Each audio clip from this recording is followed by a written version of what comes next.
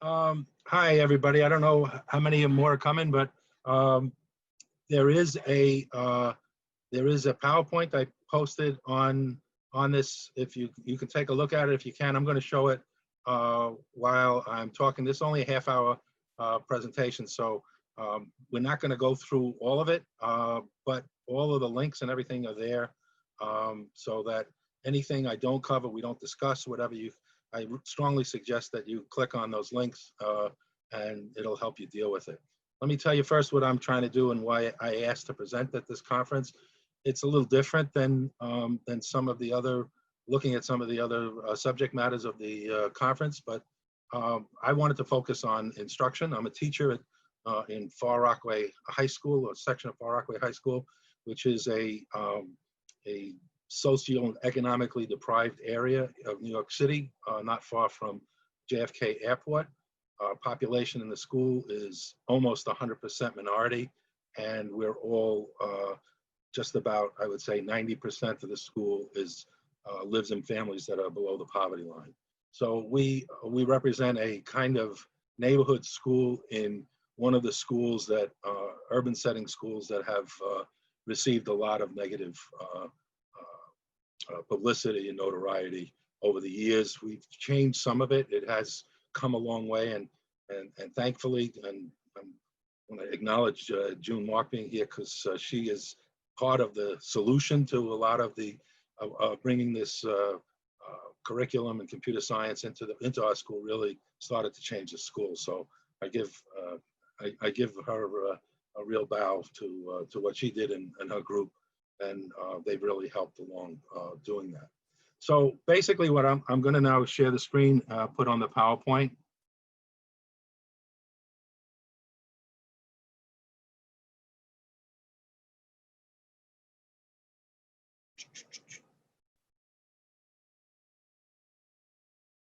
If I can find it.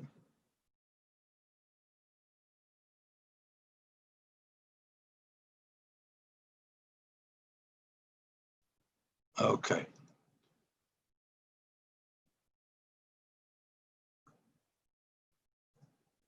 So the first thing was a good small talk starts off with is a bunch of stats.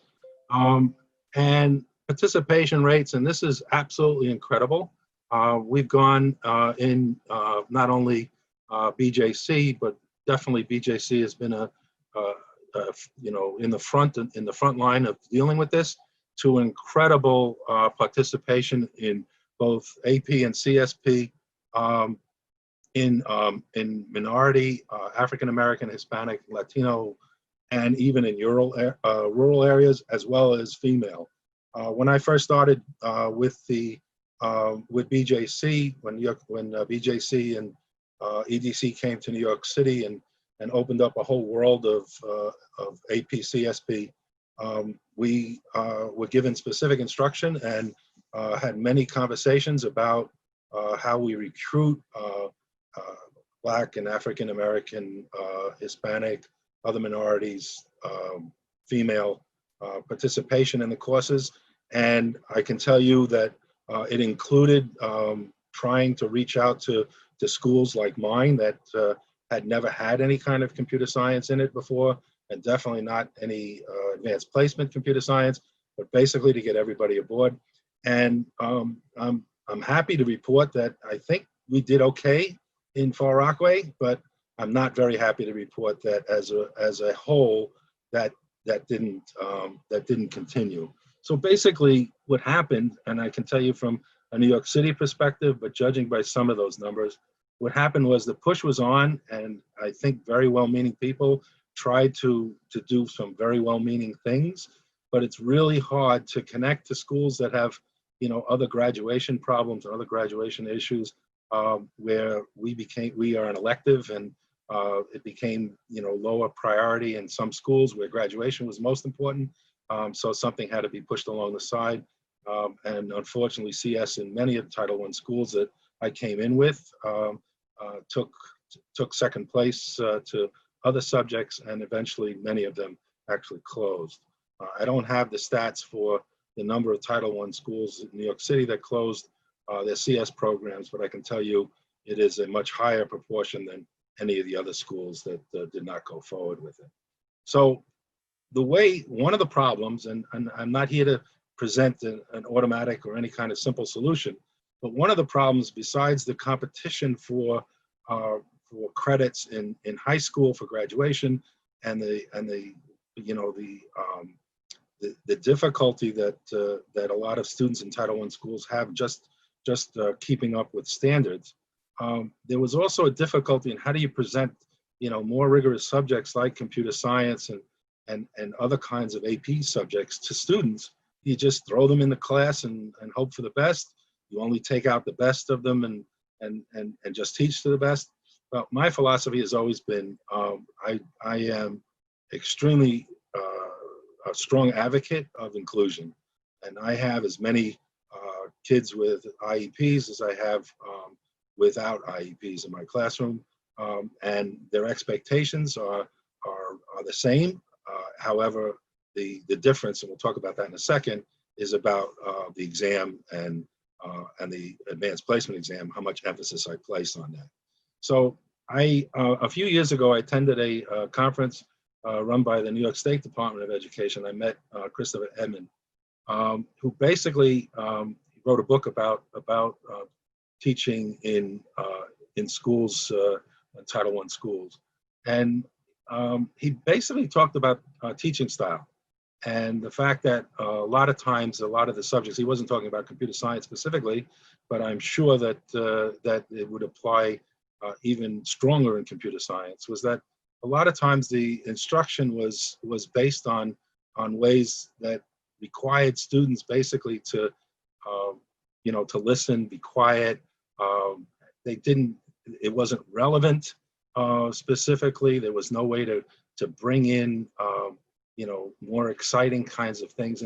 And I will say, and having taught BJC program for 5 years now, I think it's an incredible curriculum. But there are things where Christopher Edmonds' statements rang true in my classroom.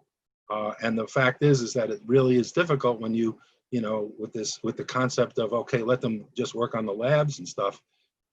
Doesn't work. It doesn't work in my class, and I doubt it works in many other Title I schools, and it may not work in other schools as well. But I can tell you that, judging from my conversations with other teachers, that there has to be a different way of approaching the computer science to make it more relevant and students to be more involved than just following the curriculum as it's laid out in our program. Without going into too much detail, because this is a short talk, but this is all up there. You can all get the PowerPoint. Judy Wang and Christian Murphy wrote about different problems specifically towards computer science, calling the stereotype threat and the imposter syndrome. And they are part of the idea about how you break computer science into multicultural classrooms, and how students, especially females as well, are discouraged from doing or being involved in computer science. So one of those things that's really important is that kids, and my kids, I don't think are any different than any other kids, but the extent that's necessary, they really have to feel that they belong to something. They really have to feel like there's more than just a classroom there. And I try to encourage, real involvement. So we get sometimes, deep and dirty, for want of a better word, in terms of what's going on with their lives, how it applies to them. And I will tell you, since my principal is, very understanding, I can go. I don't have to worry about pacing and things like that. I know some schools have to, so I'm very lucky that way. So if there's a problem that's brewing in the neighborhood, such as when we had immigration raids on a lot of our students were brought up, their places of employment were raided, and we lost some of them. Those issues are more important to me than dealing with computer science at that moment. And we try to work with ways to try to make that relevant and deal with it. It's really hard. We've gone to Google in the city. We've gone to different places to to see how things operate. And it's really hard for my students to really identify with what's going on. I can say that there is a sense, and I hope it continues, since the current events dealing with the recognition of inequities in our system, that there will be a little bit more understanding, and I hope it pours over into computer science, and I wish and I hope that it absolutely does. So what I wanted to do, without sounding too cynical or critical, I wanted to take one part of the curriculum, and I chose this on purpose, copyright, because it really shows the disconnect that my kids have with understanding how copyright goes. I'm not going to go through the whole curriculum. I assume most of you are involved, either teaching or involved in the curriculum, so you know this. So there's a bunch of pages dealing with a really good overview about what fair use is, the social bargain, talk about copyrights and how it applies to computers, and then all the definitions of digital rights management, the DCMA, all of that good stuff. And then at the end, this is what the students have to do. They say people in poor countries have more limited access to technology than people in rich countries. Look up the digital divide to find out about this problem. Do you think DVD, Blu-ray, by the way, region coding contributes to the digital divide? And my students would look at that and say, what? What does that have to do with anything? And that's part of the problem. So what there is tons of resources out there. I mean, I try to be as flexible as possible. But what this curriculum is doing, these are sample questions from the AP exam. And what this curriculum is doing is giving you the background to be able to answer the questions, which is fine. I mean, that's what the course is designed to do. But is it relevant to my students? Is it relevant to what my students need in terms of understanding copyright? So these are some. So there's a bunch of other curricula. There is some really fun stuff. I think there's only a couple of seconds. How much time do we have? I don't want to go over I just said got a couple of minutes. I guess you'll have to watch this. There's a couple of movies. There's a whole curriculum that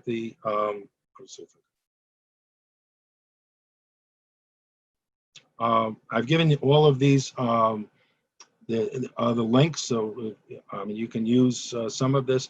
But I didn't use copyright as the section on copyright just to deal with the one concept of copyright. Although there's plenty of curricula out there that you can borrow from. I wanted to set it up as a way that where I allow my students to basically talk about ethics, because it really copyright and copyright infringement and stealing and all this other that deals with ethical issues that my students, and I'm sure all students at different levels, struggle with as they're growing up. And it really needs to be rooted in ethics. It really needs to be dealt with in that way. So what I use, and I'm a recovering social studies teacher, I use debate as a way to deal with it. So my unit on copyright and most of the intellectual property issues in the BJC curriculum will all have debate issues, and we'll structure it. Is it wrong to take someone's property? Is it wrong to take someone's intellectual property, and so forth and so on, and build up in a way that students can relate it to what they do, what their understanding of it is, and build up some kind of common idea about what ethics are and what they can. The Electronic Frontier Foundation has an incredible curriculum that's open to be used, that deals with how to teach copyright. It's a lot longer than probably most of you in an AP course could use, but it can be. There are good pieces of it that you can use, given the idea. And one of the things, this is the Fair Use Tale, which deals with a adaptation of Walt Disney movies to make the point about fair use and some of the other stuff that my kids really love. It's about a 10-minute video, but it is something they can actually relate to and actually do. The ethics part that I was just talking about, Michigan State University has some lessons on, I think it's a 3-day sequence on copying and fair use. That's also open. Most of this stuff has to be modified to to meet whatever requirements you need for to bring this apart to your particular students and their particular levels. But there's a lot of ways of attacking this problem that really permits kids, especially from varying backgrounds and abilities, to be able to relate to it, and not treat it like like it's a some kind of intellectual exercise or something that is not relevant to their use. So I think I'm good, right? Andrew, am I all right? I'm supposed to allow a question and answer period now? Is that right? Yeah. Okay. So I don't know. Let me stop sharing the screen. Okay. Oh, it's a very small audience. That's cool. Okay. So there's only 14 of you. You can take your sound off if you want and ask questions. Or start a discussion about what I've said. I'll open it up to you guys.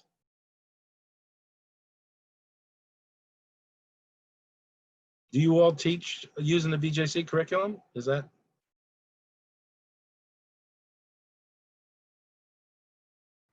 Okay. I just started using Snap. Okay. What's that? I'm sorry? I just started using Snap with my students over summer. We had a 4-week course, and they actually really got off on it pretty well. I teach PLTW and Femineers, and they're middle school kids. And so my 7th and 8th graders were actually able to work it pretty well. They did get stuck on a few points, which I'm trying to remember what those points were right now, but it actually works really well, which is why I'm here now, just to learn as much more as I can to help them through the fall semester. Okay, so how is it that if you don't mind, how do you teach the core programming? Do you allow them to just explore, or no model it? How do you do it? I actually went with them step by step. So we kept the Zoom chat open. I had breakout rooms, and I paired them with each other.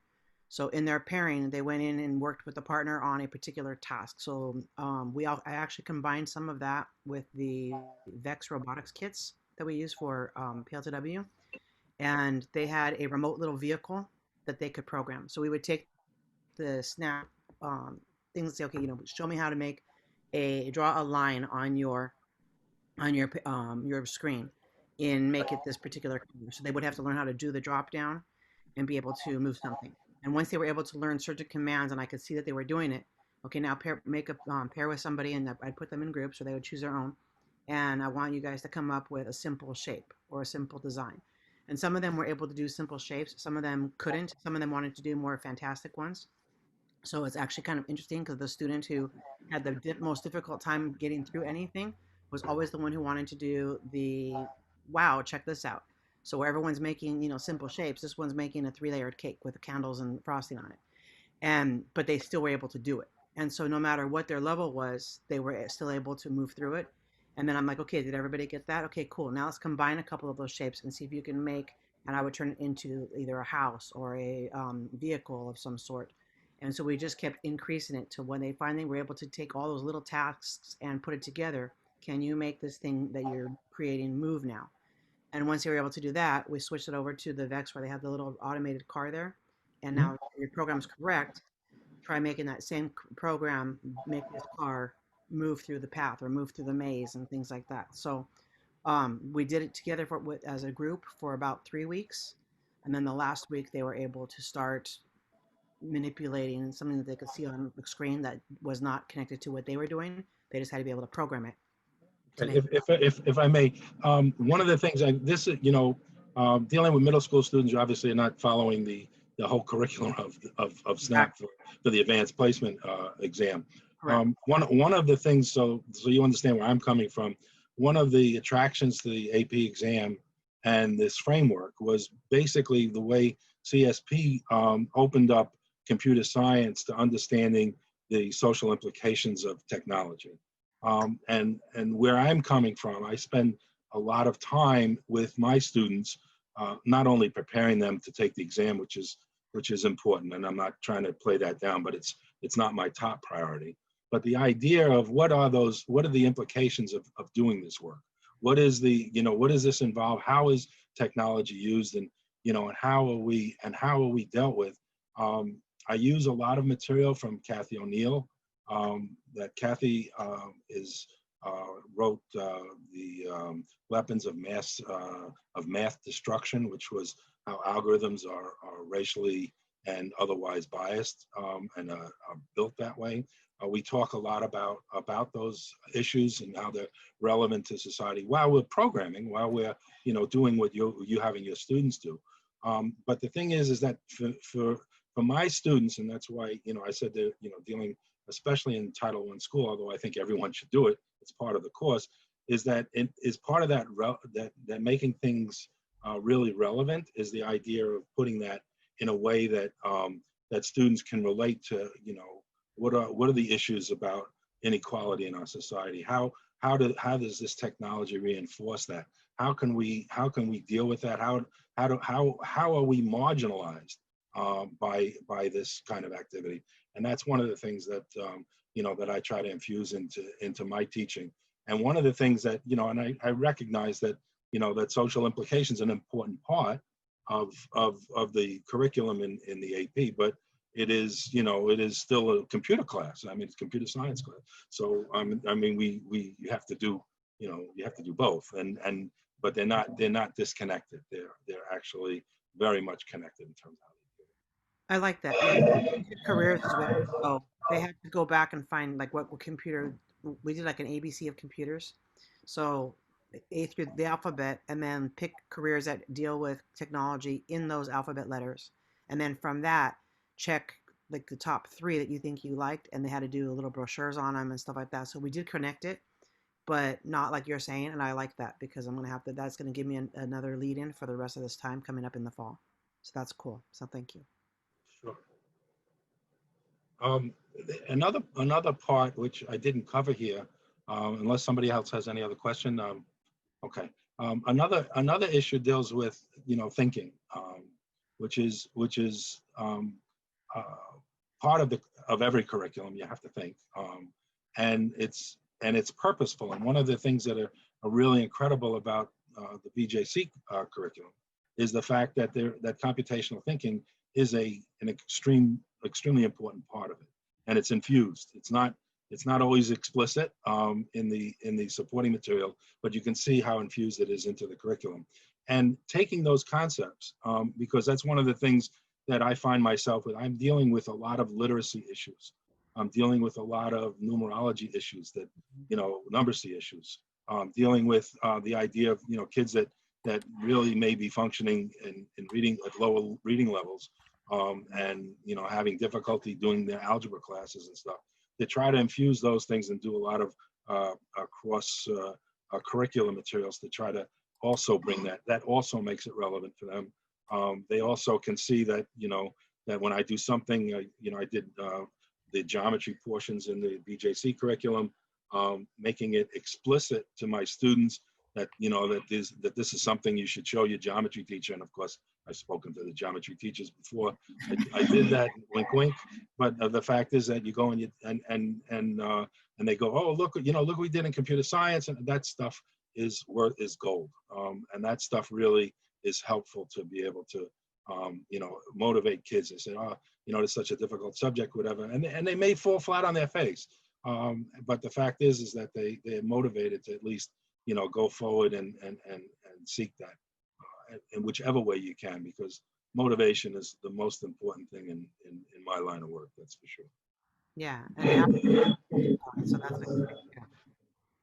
I'm sorry, I didn't hear that. You broke up. Oh, I'm sorry. I said that, yeah, it's actually great for the kids too, because once they're motivated, they'll keep going and they'll start finding the things to pull in together. Absolutely.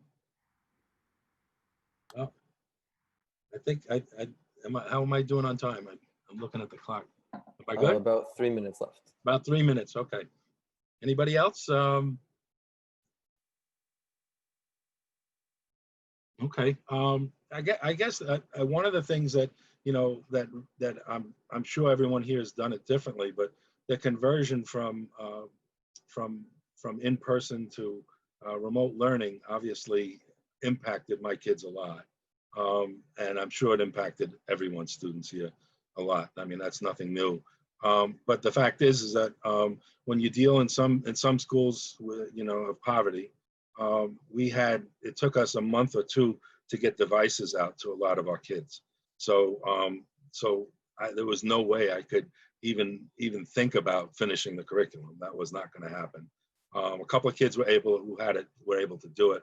So now I guess we'll have some contingency plans when that happens again. But the DOE did an incredible job getting over 300,000 devices out to students, but it didn't happen overnight. It took and especially in my area, which is pretty far from the center of the city, it took several months before that actually happened. And even still, they gave out iPads that really didn't run the Snap site too well. It was a struggle for some of them to use Snap on their iPads. But be that as it may, we're all in new territory, and I think given the climate, the sense of urgency about not only the pandemic but the social upheaval that's occurred over these last few months that has really come to a point. I think we can seize on this moment to really move not only all education, but especially computer science into an area where it can be accessible, available, and used by our students from all backgrounds to be able for them to understand what their world really is, and not just getting a high score on an advanced placement test. Unless anybody else has anything else. Oh yeah, June, sure. Jeff, thank you for sharing really important perspective and important work.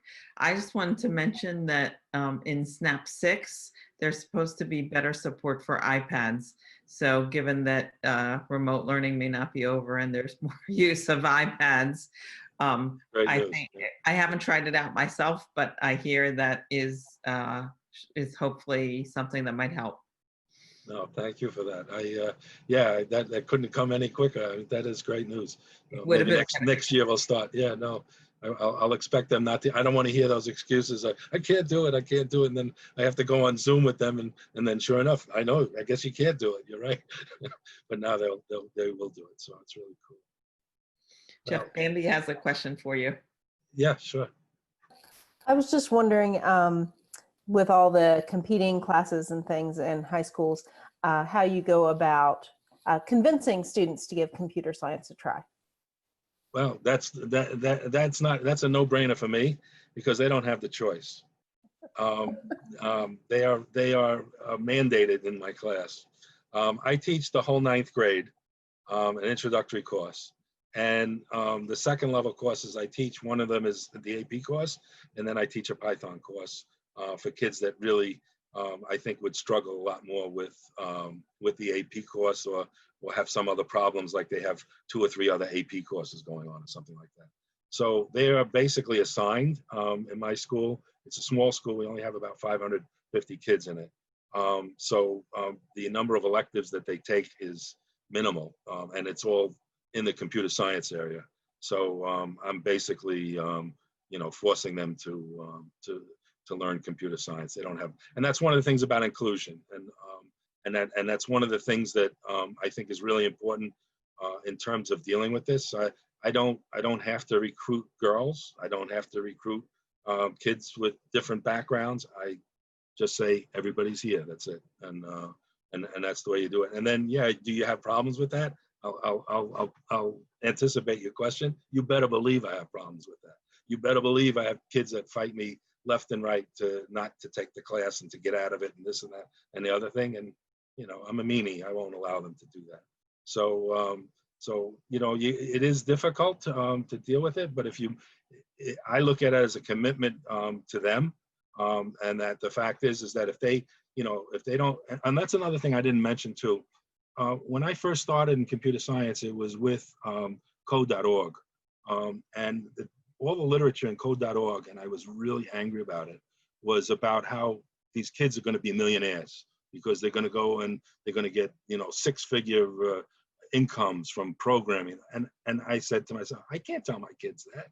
I said, half of them think they're going to the NBA as it is. I said, I'm not going to tell them that they're going to be software engineers for Facebook and make $1 million a year. So the thing is that all that hyperbole, that nonsense about, you know, the future and the rest of it, I don't address it. I said, this is part of you. This is a part of how you think. This is part of what you need to understand your world. And as far as any subject that I think of, and like I say, I taught social studies for many years, this is as important, if not more important, than any other subject. And if you approach that and a commitment with that, eventually, you know, they hate you. Okay, I'm not there to make friends, but they'll stick with it. And you know, some will get to the principal and somehow get out of my class. I'm not going to say that didn't happen, but for the most part, they will stick it out. And I think in the end, most of them will do well, even if they, you know, don't get 5s on the APs. Jeff, can I throw my 2 cents in? Please do. I kind of consider you more than a mentor and a friend, but a friend and a mentor. I don't know what order, but Jeff has been a tremendous influence on my teaching, and really someone who believes in social justice from the get-go. And I think, you know, whether it is my MBA potential player who realizes there's a certain technology and how sneakers adjust in the middle of a game to make somebody be able to win, or whether it's somebody going on to nursing school, I think we shouldn't underestimate the importance of being welcome. And the first year I had 7 people, next year I have over 60 for the class. And I think it's the word gets out that something is relevant and that you're welcome to be here. Because too often with APs or any advanced class, you're not welcome. And I think, you know, those things get out quickly. Thank you so much, Susan. That was really kind. We're good, Andrew? Unless anybody else has anything else? So actually, the session after this has been canceled recently. So you're welcome to continue into the next session if you'd like. Well, I would have showed you the video and stuff, but you guys can do that on your own. You don't need me to show you a video. But okay, I'll hang around if anyone wants, or you know, just want to exchange ideas about stuff. I'm kind of interested in what you all are doing. I know Susan and June and some of you, but that's really cool. All right, Jeff, share with them your book recommendations too, because the latest one, I think it could have used a little editing. I think it's a little long for what it is, but it's great. It's great. I highly recommend it. And the other most recent ones, you got to share those book recommendations. You have them on the top of your head. Why don't you do that? What's the swimming one? Okay. But it's important. It's really right. important. It's stuck in the shallow end. Oh yeah, that one's really good. Oh, you know that book. Okay. So okay. I'll tell you a little story since we're off the clock, and I can tell you a little bit about some of my experience in dealing with some of these issues. So when Code.org came into the New York City Department of Education, I guess around 2013, they came in with their original Exploring Computer Science program as an introductory course. In that program, there was Jeff, I got to run to the other one, but it's this one too. Okay. Okay. Yeah. Race After Technology. Okay. So thank you. That's Rue Benjamin. So what ended up happening was the curriculum dealt with a lot of racial issues, and I was a facilitator for the program. And one in particular, they showed the kids how a computer can be used to create mathematical formula to do cornrow braiding in people's hair. And it was amazing because I was asked to go to Baltimore right after the Freddie Gray incident and the homicide by the police and the riots that took place after. And a lot of the teachers that I was facilitating with had, in fact, had students that were in those riots and burnings of the CVS and other things, and had real strong emotions about it. Well, when I came to doing the cornrow braiding, it was absolutely incredible. We had a discussion. This is among teachers, not kids. We had an incredible discussion about about race and society. And this is, this is six years ago. And I realized that this curriculum is incredible, and I couldn't wait to continue teaching it to kids and the rest of that stuff. Anyway, as time went on, Code.org decided that they did not want to use that curriculum, and they branched off. The Exploring Computer Science people from University of Oregon and UCLA, they split with Code, and they kept their curriculum, but Code went into a more race neutral, or I should say non-race based curriculum. Didn't have anything like that. And I remember talking to a lot of teachers about it. Yeah, the worst thing, it was the worst thing that ever could happen, that they would have cornrow grading lessons and all what that did to my class and all this other kind of stuff. And I said, why are you a teacher? What are you teaching for? What is the point? If you can't, I can understand, and I feel sympathy for some of them. I'm blessed in the sense that, that I come from a social studies background. So it's a little easier for me to deal with discussion and kinds of things than some of the math teachers that seem to, more likely be in computer science. But the fact is that there's still people, there's still, they still have opinions and the rest of that stuff. And that whole split really told me a number of years ago, where we were headed, and what, where the curriculum was headed. And it really is hard to, to keep in mind how important it is. I mean, I don't have to tell you. I mean, you look at this conference, and who's in this conference? The people, who do we provide this instruction for? Where is it going? Who's hired in this industry? All of those things we all know about, but it's really difficult for us to really, actually deal with in a way that makes sense. And one of the ways is to create a curriculum and create as Susan said, a way of feeling welcome in computer science classes, and making one of the things, as Chris Edmonds said, was that we need to make it relevant to our students. They need to really feel that that this is something that really affects them in a direct way, and it does. It's not. We're not. I'm not kidding with them. I'm telling them there's decisions about you that are being made in these algorithms that you really need to understand. You really need to know why it happens this way, and be critical of it.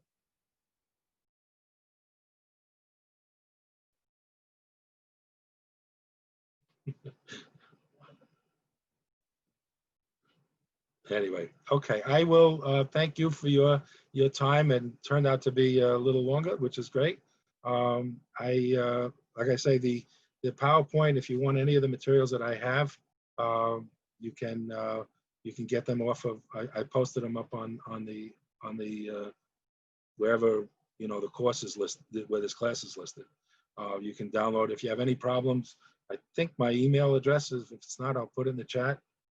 You can email me. I'll do that now.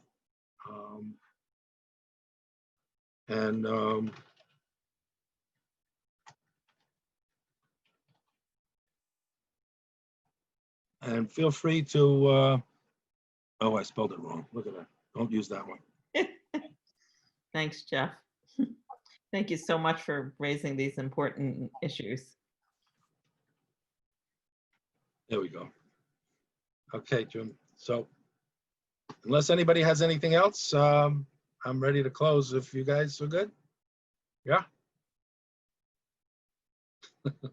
All right. Nobody's seconding my motion. All right. That's cool. Okay. Excellent. Okay, Andrew, we're good. Thank you so much. Yeah.